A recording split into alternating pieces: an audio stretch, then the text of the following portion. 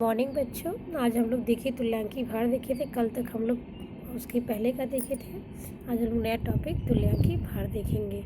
तुल्यांकी भार मतलब उसके जो तुल्यांक के मतलब बराबर हो। जैसे कि यहाँ देखिए डिफिनीशन में दिया गया है, किसी पदार्थ का तुल्यांकी भार वह संख्या है जो भार के अनुसार हाइड्रोजन के 1 भाग, ऑक्सीजन के 8 भाग या क्लोरीन के 35.5 भाग से सहयोग करता है। ठीक, उसके बाद देखिए तुल्यांकी भार ज्ञात करना, मतलब किस सूत्र के द्वारा तुल्यांकी भार ज्ञात किया जाता है। तो देखिए निम्न सूत्रों की सहायता से तुल्यांकी भार ज्ञात कर सकते हैं।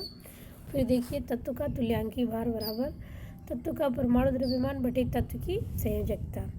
अब यहाँ सिंपल सी बात है, परमाणु द्रव्यमान आपको याद करना होगा और तत्व की संयोजकता किसे कैसे पता करेंगे। तो स्वाभाविक सी चीज़ है, संयोजकता पहले पता कर लेते हैं, किसी संयोजकता कहते हैं।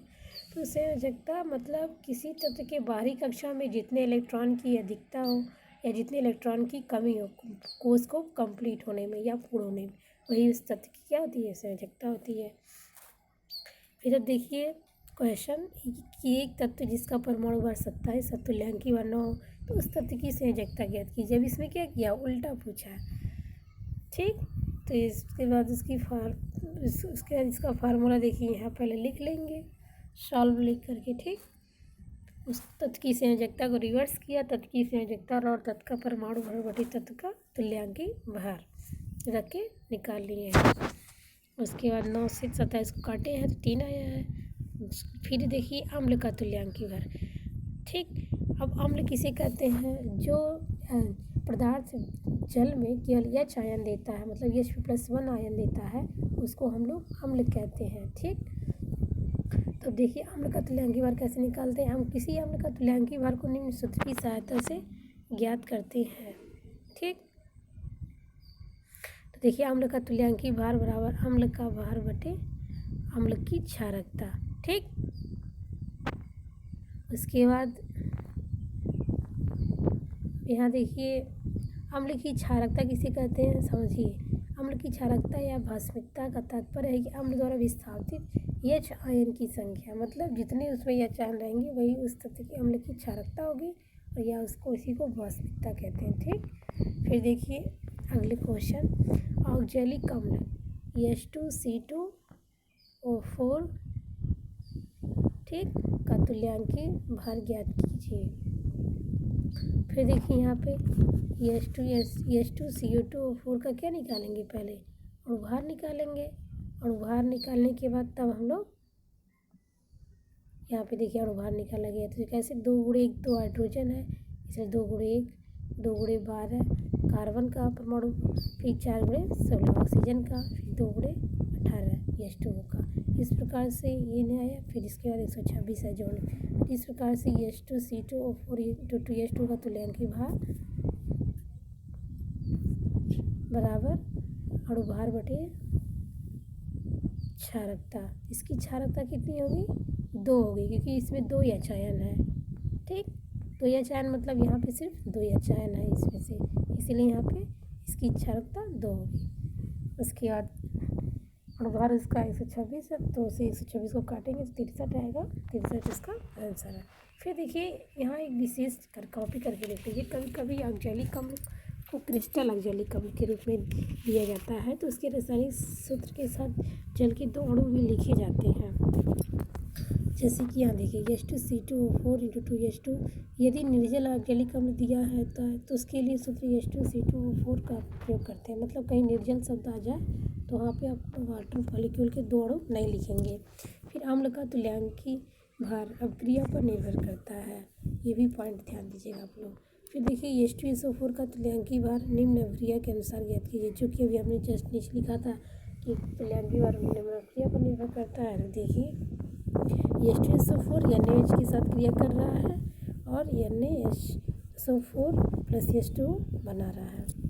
तो फिर देखिए यहाँ H2SO4 का अणुभार लिया गया है, तो 2 गुणे हाइड्रोजन का परमाणु भार समझाने के तौर पे देखिए, फिर सल्फर का परमाणु भार, फिर +4 गुणे ऑक्सीजन का परमाणु भार। ठीक, और फिर इसके बाद 98 देखिए इसका आया है, इसका क्या आया है, अणुभार आया है। फिर उसके बाद देखिए तुल्यांकी भार बराबर 98/1। अब यहाँ एक क्यों लिखा गया है, सिंपल सी समझिए, इसका अनुपात कितना है 98 है और क्षारकता इसकी 1 है, क्योंकि यहाँ से देखिए केवल एक ही एच आयन है, जो नया प्रोडक्ट बन रहा है उसमें केवल एक ही एच आयन है। इस कारण से यहाँ पे देखिए जिसमें प्रोडक्ट बन रहा है उसमें केवल एक एच आयन है, यहाँ देखिए केवल एक एच आयन है। इस कारण से यहाँ पे एक रखा गया है, इस कारण से देखिए यहाँ एक है, ठीक। इस प्रकार से इसका आंसर एक हो गया। फिर देखिए निम्न अभिक्रिया के लिए H3PO3 का तुल्यांकी भार ज्ञात कीजिए। नीचे जो रिएक्शन दिखिए दिया गया, अगला क्वेश्चन है, ठीक।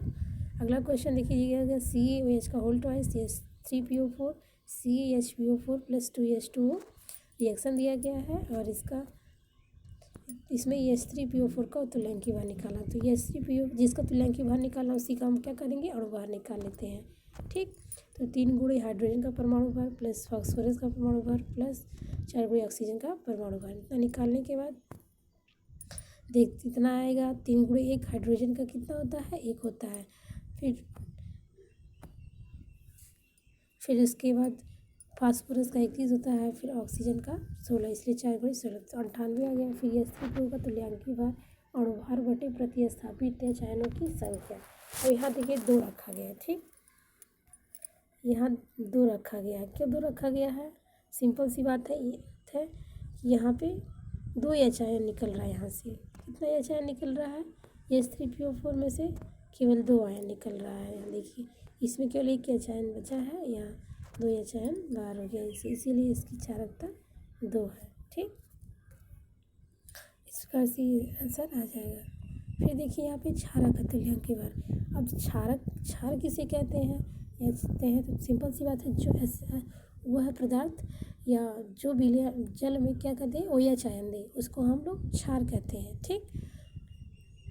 तो इसमें देखिए क्षारक का तुल्यांकी भार निम्न सूत्र की सहायता से ज्ञात कर सकते हैं। देखिए क्षारक का तुल्यांकी भार बराबर क्षारक का अणुभार बटे अम्लता या प्रतिस्थापित OH आयनों की संख्या, ठीक।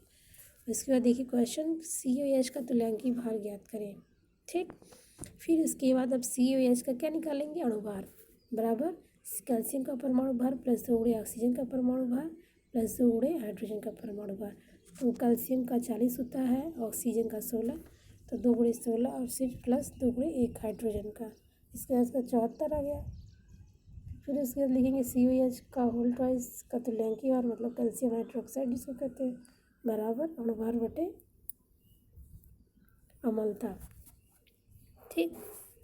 उसके बाद अब इसकी अम्लता कितनी है, 2 है, क्योंकि यहाँ पे 2 एच आयन है, ठीक।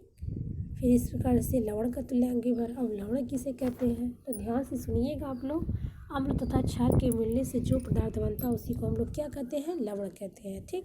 तो यहाँ देखिए लवण का तुल्यांकी भार निम्न सूत्र की सहायता से ज्ञात कर लेते हैं। लवण का तुल्यांकी भार बराबर लवण का सूत्र भार या अणुभार बटे धनायन या ऋणायन पर उपस्थित आवेशों की संख्या। अब यहाँ क्वेश्चन देखिए, एल्युमिनियम Al2SO4 का होल थ्राइस का तुल्यांकी भार ज्ञात करो। फिर Al2SO4 का होल थ्राइस का अणुभार निकालेंगे, 2 गुणे 27 एल्युमिनियम का 27 होता है प्लस 3 गुणे 32 सल्फर का होता है, 12 गुणे 16 ऑक्सीजन का, ठीक। निकालेंगे 342 आएगा।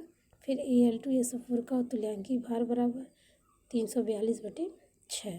अब यहाँ 6 क्यों लिखा गया है तो देखिए नीचे चीज़ समझाई गई है आपको कैसे निकाला गया। देखिए एल्युमिनियम Al2SO4 होल थ्राइस को जब हम अलग करेंगे तो 2Al पे 3 चार्ज 3SO4 पे -2 चार्ज, तो यहाँ इनकी संख्या कितनी आएगी 6, क्योंकि यहाँ पे +3 चार्ज है और यहाँ पे 2 चार्ज है, ठीक। इस प्रकार से 2 गुणे 3 किसी एक का निकालेंगे, दोनों का इक्वल लगेगा, क्योंकि यहाँ 2 एल्युमिनियम है और +3 चार्ज है, 2 गुणे 3 और यहाँ 3 है तो यहाँ पे आगे -2 चार्ज है, 3 गुणे 6, इसीलिए 6 यहाँ रखा गया, हल किया गया, ठीक।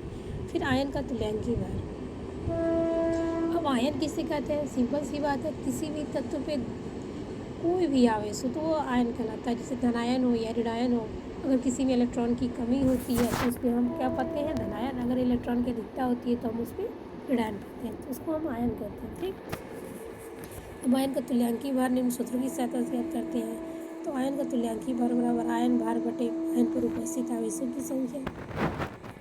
अब यहाँ देखिए SO4 को सल्फेट कहते हैं। SO4 - 2 चार्ज का तुल्यंकी भार, तो SO4 का आयन भार निकालेंगे, मतलब वही भार। फिर सल्फर का परमाणु भार प्लस ऑक्सीजन का परमाणु भार बराबर 32 + 4 × 16 ना आ गया।